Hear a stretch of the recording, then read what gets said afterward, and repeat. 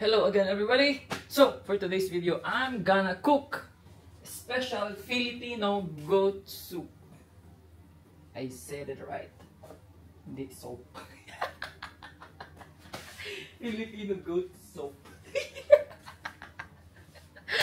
Well, it's not soap guys, it's Filipino goat soup. So, in Swahili, it's called mbuzi supu. So I'm gonna cook that one today, and I'm gonna share it with my friends at the Bush Bar, kasi we finished 3 in the morning today from the club. So we were just club hopping in Adjumani, kaya I'm going to prepare something for us. So yeah, this is a Filipino meal. It can be everyone's meal, by the way. It's not a Filipino meal. The half Filipino is cooking. Half African, half Filipino, because I think I'm basing here in Africa now, so I'm half. Well, let me get my feet first. So what I have done here, by the way, what I have done, explain ko lang sa inyo kasi napitan natin para narinig wala tayong mic today. Nag-charge yung receiver. So, ito yung niluluto ko ngayon. Isang buong kambing. Nahihirapan akong mag-Tagalog. My goodness. Kaya napakadali magsalita ng Ingles. Ay, my God. Yeah, so, ito yung kambing, karne ng kambing. Bukog sa kanding. Bukog sa kanding ako ang ginaluto karon diri sa ako ang balay. Diri nga kusina. Naatay bakong harvest gikan ni sa ato ang garden. So, nag-iisa. After 2 years, naka-harvest din ako ng watermelon sa side na yan. Anyways, what I'm talking about is that I have here goat soup na nilagyan ko ng I don't have any garlic. Yeah. Luya. Nilagyan ko ng luya, asin, sea salt. Kahit hindi naman sea salt. Salt lang pala yan. What else did I put? Nilagyan ko siya ng tomato. Nilagyan ko siya ng suka at tuyo. Tuyo. Nilagyan ko siya ng suka at saka tuyo. Tuyo lang naman yun na simple lang. Tuyo. Nabuang na talaga kaya ako na nilagyan na Sara. Ayun lang. I mean, yung suka kasi ginamit ko siya para linisin yung meat kasi hindi ako pro. At saka first time kong magluto ng sabaw ng kanding. So, tingnan natin kasi yung kanding, yung karne, binili ko siya sa Gulo. We drove 1.5 hour doon sa supermarket ng Gulo City from Adjumani. So, it was yesterday. Yeah. So, ang ginagawa ko, pinapatender ko lang siya nila. Ang Tagalog, hindi ko alam. So, just making sure that yung meat is hindi ganit sa pagkaon. So, dapat yummy, dapat dali ra kaunon kay mga marpel. Anyways, yeah, so that's my plan. I'm putting up these greens. And then I have some of this, ano sa man siya? Sibuyas. Sibuyas, I put also the other purple sibuyas. Yeah, and I'm gonna put also this cabbage ba ni? O pichay? Cabbage niya. Nabugo na. Yeah, I'm so excited kasi smelling chili. I put some chili labuyo dito. Kaya I'm excited. And then excited lang. Malaki siya na bowl. Isang buong bowl lang to. Sobrang tigas niya kasi kanina kasi frozen siya. Kaya ginawa ko, nilata ko na lang siya sa init. Tapos, later on, I'm just gonna cut that into small pieces para pagkakain kami mamaya, mag-i-enjoy kami at saka hindi siya yung tipong hihiwa ka pa. Kailangan, pagkadukot mo, dakot pa. Yeah. When you scoop them, madali na lang. Oh my God, I love the soup. Not soap. For us Filipinos, it is very, very common. Very common nga kuan ako ang istorya kani siya goat's soup. It's goat's soup. Anyway, mbuzi Supo imbusi soup. That's the Swahili. Right? I'll see you. Umielewa kaka. I'm very much excited about this one. Konnichiwa, Ken desu. Today I'm cooking goat soup. Goat soup. So I'm so excited to share it with my colleague. Kasi tomorrow is Monday and for sure it's going to be another day for us to be at work. So what I'm going to do is have good vibes, you know, good vibes lang lagi. I'm already putting this one. Tapos, wait lang, linisin muna natin yung sibuyas. Ito yung ano ko, yung bahay ko dito. Murag mga loro naman isa. Hindi, nagkamit siguro. Anyways. Mami.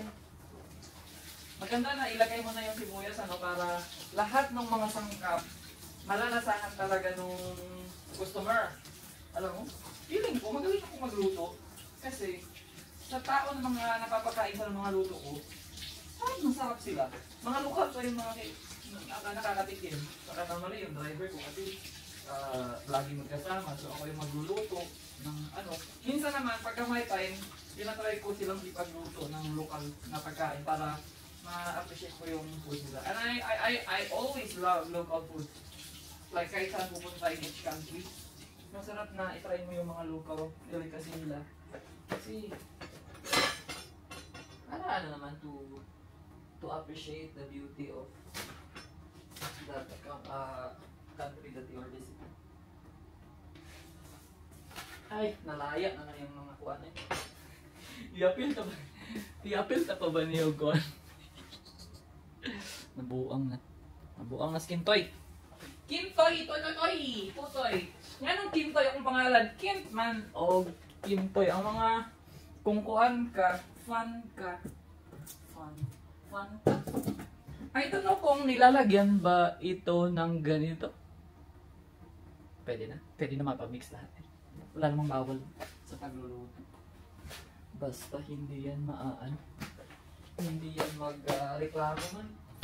Yeah, excited lang talaga ako dito sa pinagagawa ko. So, ito, normally, ito naman talaga yung ginagawa ko. Nagli-mix-mix ng pagkain at the end of the day. Sa tiyan, mix lang naman talaga yan. So, last Sunday pala, nagluto din ako ng chicken adobo. Tapos kinakain ko sa office ko doon sa Bush Bar. Tapos, I also tried their food. Tapos, yeah, we tried each other's meal. Kumbaga, na-excite ako kasi yung una kong niluto is chicken adobo, which represents the Philippines, the Filipino food. So today, there is no communication, pero dahil nasipagan ako magluto, few of them are going to taste the Filipino goat soup. So, by the way, if you're my friend,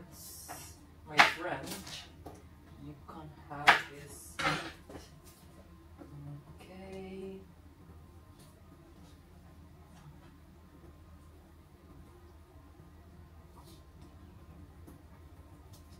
So, ganito lang. Tapos i-mix ko na ni ang kuan, kaning sibuyas dito sa sabaw.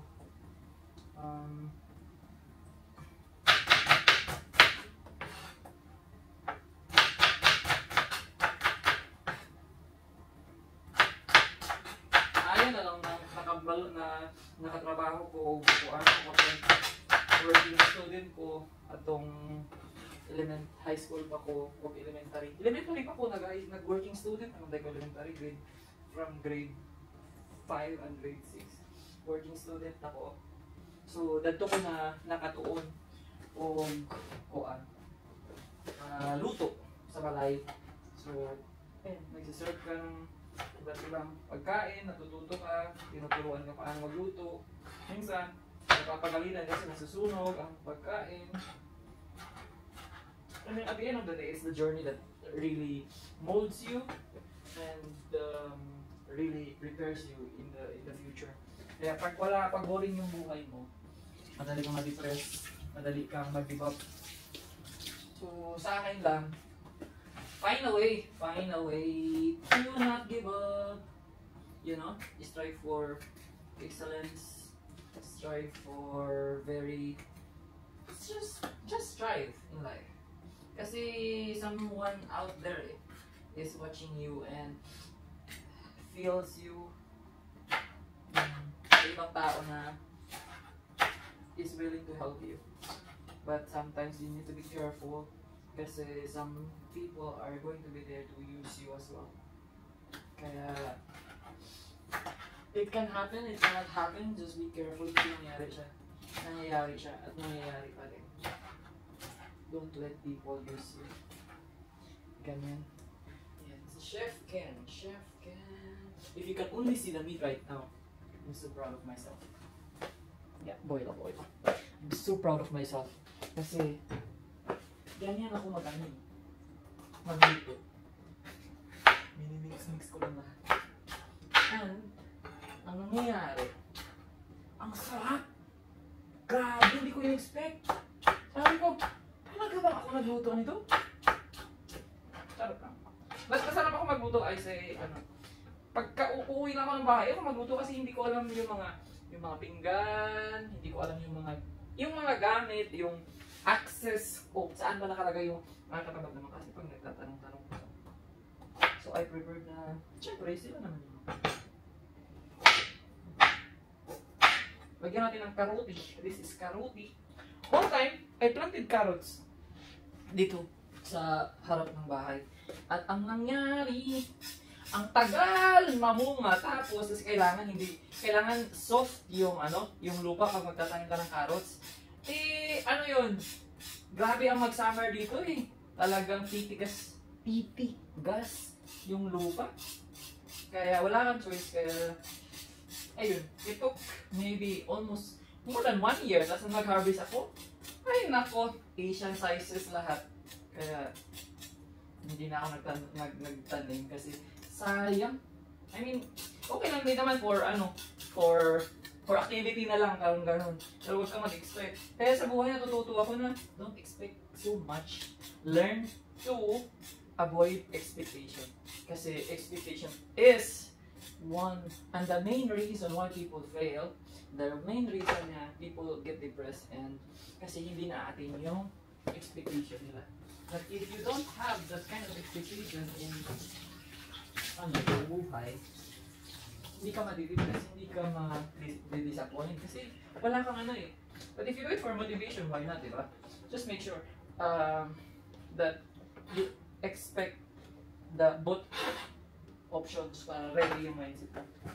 Don't make bigla of your mindset kasi it's going to eat you. So, ang malaki to size 9 inches na itong carrots natin. So, gawin natin siyang small. Anyways,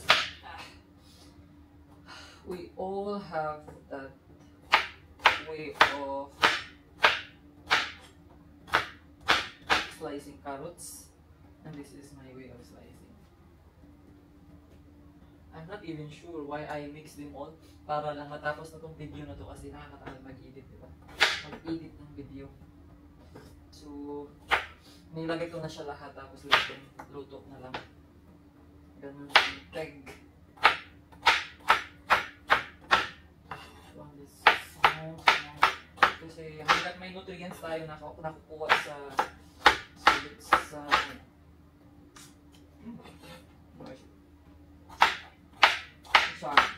mga gulay, ilagay na natin lahat.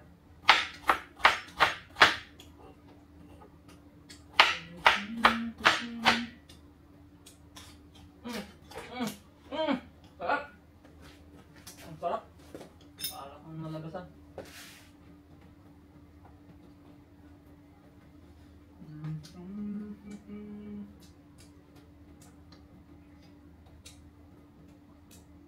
Natutuwa lang talaga ako sa mga niluluto ko kasi alam ko yung ito naman, maganda naman dito na nag-i-expect naman ako dito na masarap talaga yung outcome. Kasi ako na yan eh.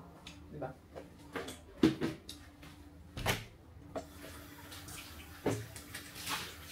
Parang uulan na ako.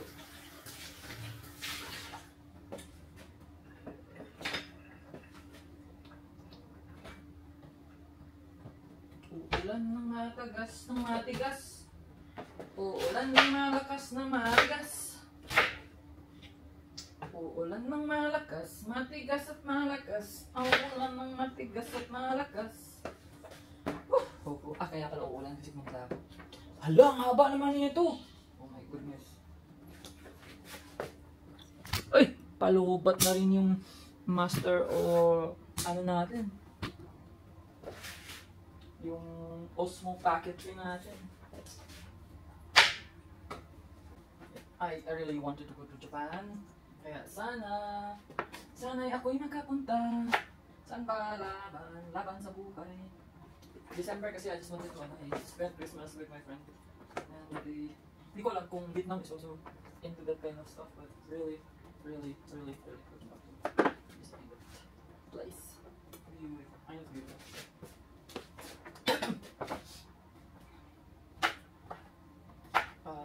Ali. Is this? Cabbage. Ganito ako magluto parang pang 10 tao.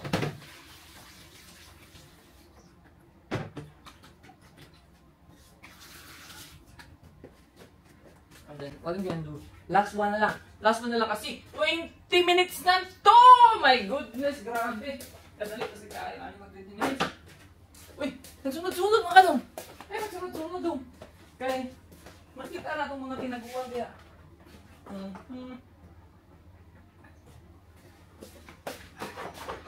So, gamitan natin ng power. Na Himalayan salt para masarap. Parang Himala, kailangan natin ng Himalayan salt. There you go. So, piniplex lang natin para sabihin show off. Show off! Pag show off! Wala kagkuhan, makagkorek. Show off lang diha dong. Ang imong panila dito dong. Ginamos. Ay, kalamig sa ginamos. Namiss tuloy na ako namiss na ako ang bukbuk, ang bulad. My goodness. Chili powder. Ay, pili nga wala chili. Ang atong labuyo kuha ko na dito. Pepper. Paminta. Lagyan natin ng paminta. It has to be spicy with labuyo and with paminta. This one is curry powder. Ay, ito na curry powder. Mag-curry powder naman. Curry na yan. I think that's it. This is empty. Gamot sa lubot. Kape. Tea. Wala na lain. Pero pati mo butang anong ani. Peanut butter naman eh. Nabuang lagi ko karon. Mura ganahan lagi ko sa ako ang kuan. Ako ang naong marag iring. Peanut butter daw puno pero kuan man eh. Kana magic sarap. Parang ay sarap! Nalagyan ko to ng asukar. Parang adobo. But I'm so excited for this food! My goodness! Guys, I want to invite everyone na tuloy dahil sa pagkakaluto ko nito. But, yeah. So, that's our vlog. Let me charge this gadget kasi palompat na siya. Bye guys! And I hope you subscribe on my channel, Living Marks 25. At i-follow nyo rin ako sa ang Facebook page, Living Marks Around the World. At saka dito sa Facebook ko, Kentoy, ang taong walay tutoy. Na itutoy dahil. Bye-bye.